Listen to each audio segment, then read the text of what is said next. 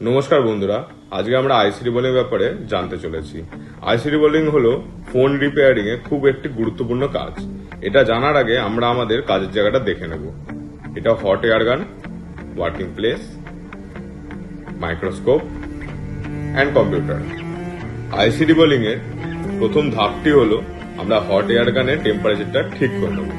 এরপর hot air গানটিকে হাতে নিয়ে নিজেদের হাতের তালুর উপর টেম্পারেচারটা দেখে নেব ঠিক আছে কিনা। তারপরে আমরা হট এয়ার গানটিকে নিয়ে আস্তে আস্তে আইসির চারিদিকে একটুখানি হলেও গরম করে নেব। তারপর হট এয়ার গানটিকে রেখে এরপর আমরা পেস্ট নিয়ে আইসির চারিদিকে আস্তে আস্তে করে দেওয়া শুরু করব। এটাকে আমরা পেস্টিং বলি। আমরা আস্তে আস্তে আইসির চারিদিকে পেস্টিং করা শুরু করব। একটু একটু করে পেস্ট দেবো, আস্তে আস্তে আইসিটাকে ভিজিয়ে ফেলবো।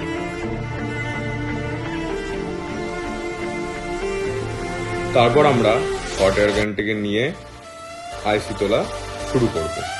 আস্তে আস্তে গরম করে করে ওটা ধীরে ধীরে ধীরে ধীরে সময় সাপেক্ষে আস্তে আস্তে আইসিটা একটু একটু করে ওঠা শুরু হয়ে যাবে। এরপর আমরা মেকানিক দিয়ে আস্তে আস্তে আইসিটাকে তুলে ফেলবো, তুলে সরিয়ে দেবো সাইডে।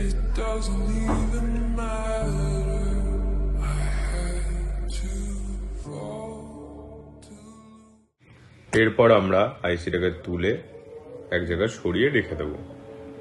তারপর আমরা থিনার নিয়ে আইসির জায়গাটাকে থিনার দিয়ে ভালো করে পরিষ্কার করে নেব।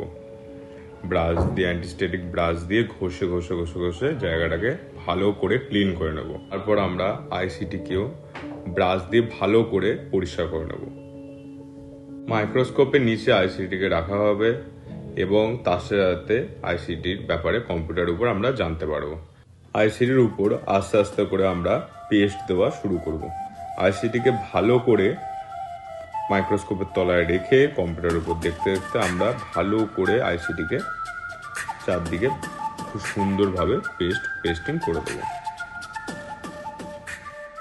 সোল্ডারিং উইক এবং শোল্ডারটিকে নিয়ে আইসির পুরনো শোল্ডারিংগুলো আমরা ভালো করে ক্লিন করে নেব এবং কোনো সোল্ডারিং যদি না থাকে ভালো করে আস্তে আস্তে আস্তে আস্তে জায়গাটাকে পরিষ্কার করে নেব।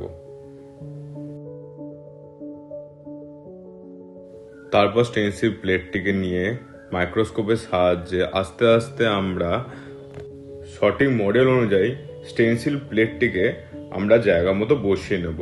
এরপরে আমরা আস্তে আস্তে পরবর্তী স্টেপে আমাদের চলে যাব। সোল্ডারিং প্রেসটিকে আমরা একটি কাগজের উপর নিয়ে পেস্টের যে তৈলাক্ত ভাবটাকে সেটিকে শুকিয়ে নেব। কাগজের দ্বারা কাগজটিকে মুড়ে কাগজের উপর পেস্টটিকে নিয়ে ভালো করে ওটাকে ঘষে ঘষে ওর যে তৈলাক্ত ভাবটাকে ভালো করে ক্লিন করে নেব। এরপরে আমরা আসল পেস্টিং এর কাজ শুরু করব। শোল্ডার পেস্টের দ্বারা বলগুলোকে আস্তে আস্তে লাগানো শুরু করে দেবো। ভালো করে মাইক্রোস্কোপের তলায় আইসিটিকে রেখে কম্পিউটারের সাহায্যে আমরা ভালো করে দেখতে দেখতে দেখতে দেখতে ওটাকে আস্তে আস্তে পেস্ট করে নেবো।